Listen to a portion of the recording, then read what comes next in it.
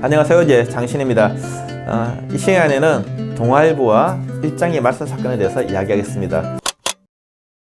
사실 동아일보 되게 영광스러운 일이긴 한데 동아일보가 친일로 나아가게 되는 중요한 계기이기도 합니다. 물론 이제 동아일보뿐만 아니라 조선일보도 마찬가지죠. 그렇지만 이제 이 일장기 말소 사건이 가져왔던 파장들을 중심으로 해서 좀 설명해 보겠습니다. 과거에는 이게 어떤 일이 벌어졌는가만 따졌는데 우리는 이거 앞에 어떤 일이 있었는가, 그리고 이후에 동아일보는 어떤 태도를 취했는가, 그리고 총독부의 압박은 어느 정도였는가, 이런 부분들을 좀 이야기하겠습니다. 잘 아시다시피 1936년 8월 25일 날 동아일보가 신문을 내는데 송기정 선수의 가슴에 일장기가 사라졌습니다. 난리가 났던 거죠. 검열이 있을 때입니다. 근데 이날이 어떤 날이었느냐? 새롭게 지난번에 했던 우각기 총독이 이제 물러나고 미나미 지로라는 총독이 부임하는 날이었습니다. 임명장을 받아가지고 부산에 도착하는 날이었죠.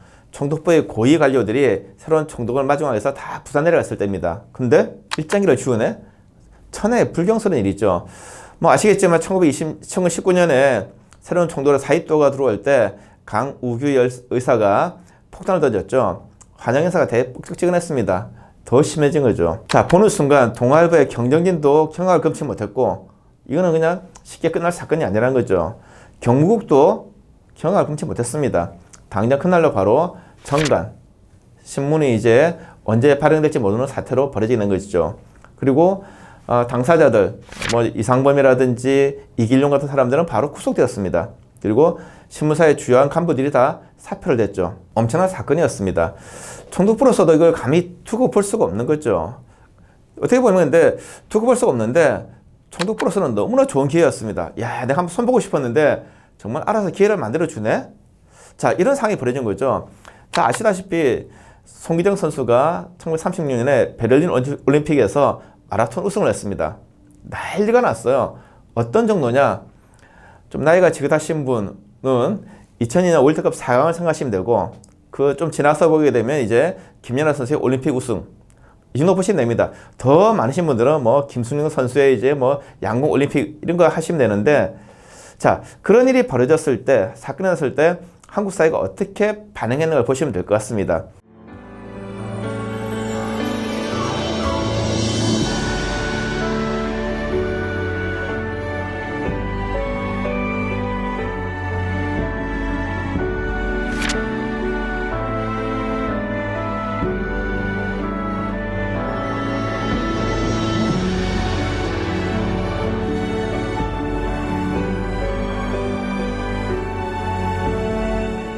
채권을 만든다, 상금을 준다, 경력금을 준다 하게 되는 것들이죠. 이런 일이 막 벌어집니다. 그 다음에 자랑이죠.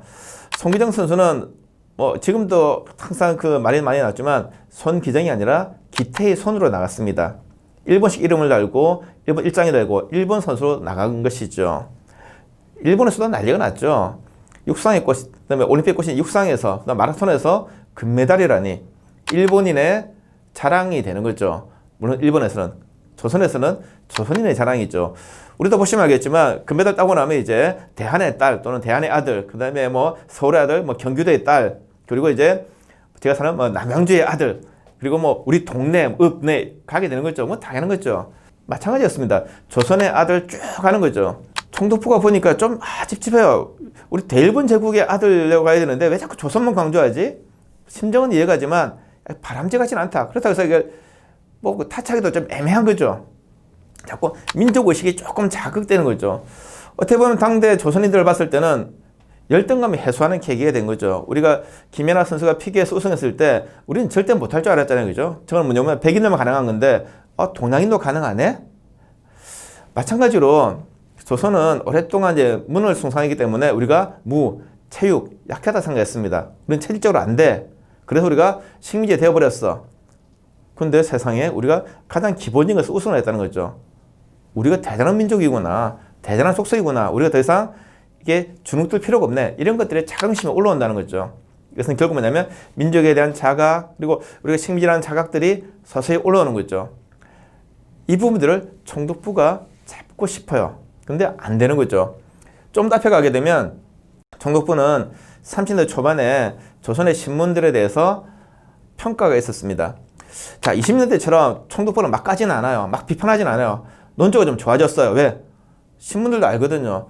자, 신문이 기업으로 변화하고 그리고 이제 이익을 얻어야 되는데 압수를 당하거나 발행을 정지당하면 신문을 내지 못해요. 그러면 구독료 못 받죠. 광고주들한테 광고도 못 받아요.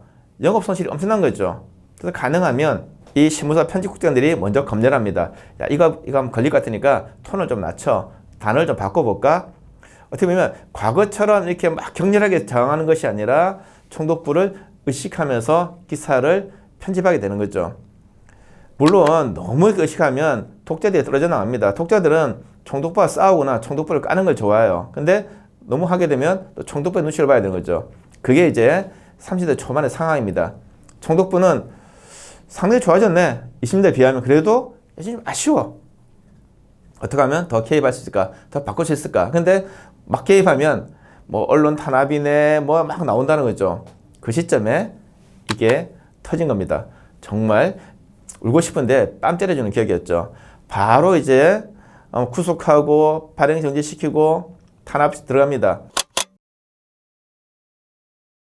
총독부는 뭘 원하느냐? 딱 두 가지를 원했습니다. 자, 지면이 바뀌길 원해. 지면의 쇄신. 소위 말하면 이제 우리가 원하는 방식으로 좀 좋은 기사 좀 써. 천황폐하 기사 좀 많이 넣고 총독부 기사 좀 좋게 좀 넣고 그리고 제국에 좀 협조해. 이게 총독부 입장이었는데 그걸 요구하는 거죠. 그런데 지면이 바뀌려면 사람이 바뀌어야 돼요. 그러니까 인적 개편. 야, 기존에 해왔던 애들 다 나가고 새로 우리가 동의할 수 있는 사람들로서 이제 편집국을 한 꾸려봐. 어차피 지금 상황에서는 이미 물러났습니다. 사장이었던 송진우가 물러나고 심지어는 주주였던 김성수도 물러났어요. 그리고 이제 주식을 백지신탁했습니다. 새로운 사장되는 사람이 다 물려줄게.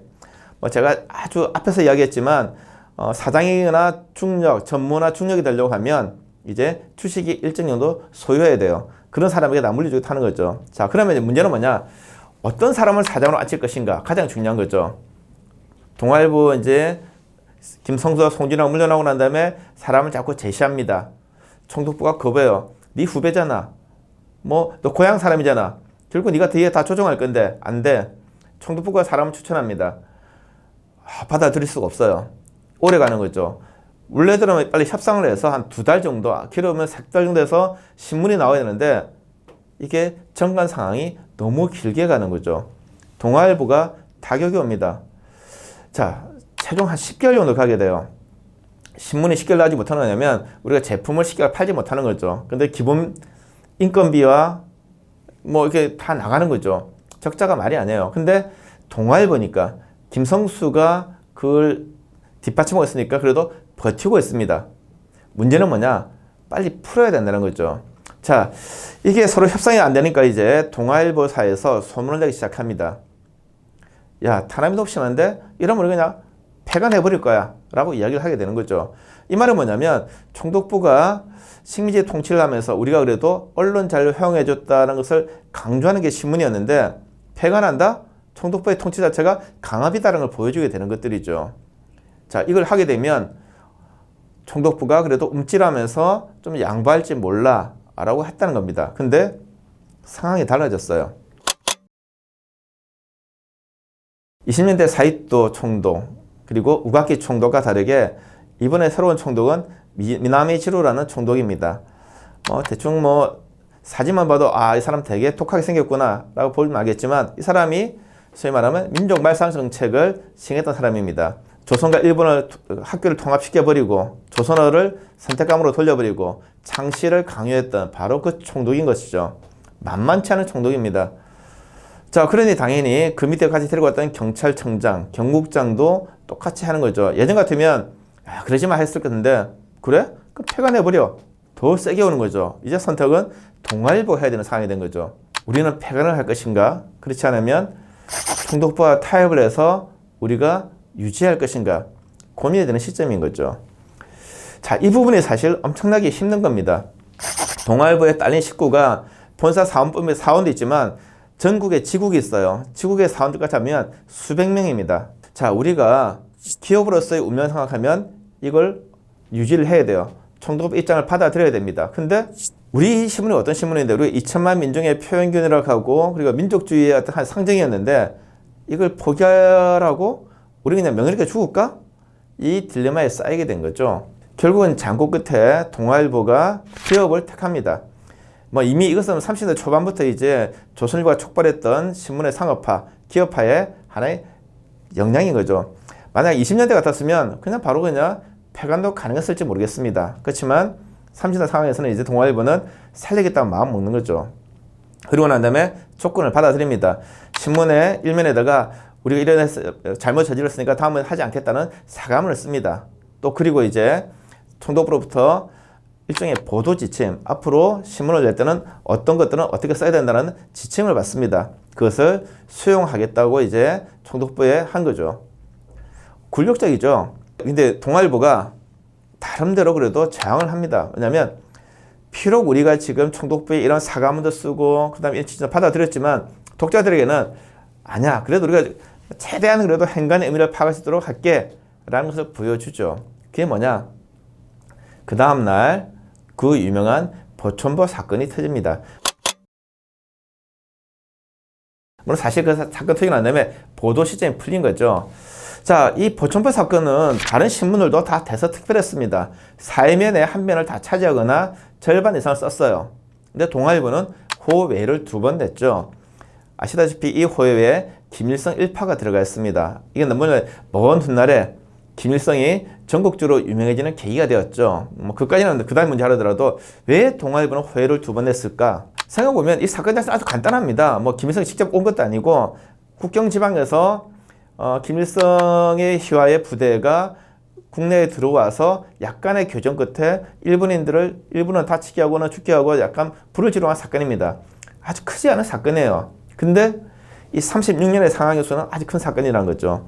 이미 조선에서는 뭐 사회주의 운동도 거의 이제 꺾인 상태, 그리고 커다란 사회 운동이 잘 없는 상태에서 사람들이 이제 우리 일이 끝나는가? 근데 국경 밖에 있는 독립군, 뭐 항일 영군이긴 하지만 이 부대가 들어와 가지고 뭔가 싸우고 있다는 걸 보여주는 거죠. 엄청난 사건이었는데 이걸 이제 동아일보가 호해를 보는 거죠. 야, 우리는 다른 신문과 다르게 우린 끝까지 그래도 이 운동을 지지해라고 보여준 것이 바로 보천보 사건 호해였다는 거죠. 이렇게 가고 싶었어요, 동아일보는. 그런데 새로운 조건이 또 벌어지게 되는 거죠. 37년 7월 7일. 그러니까 어떻게 보면 정관 해제되고 한 달 뒤에 그 유명한 중일 전쟁이 터지게 됩니다. 일본이 이제 전쟁을 촉발하게 된 것이죠. 그러면 어떻게 되느냐? 전쟁이 터지게 되면 후방에서 딴소리하면 안 된다는 거죠. 모든 언론들이 이 전쟁에 집중하기를 바랍니다.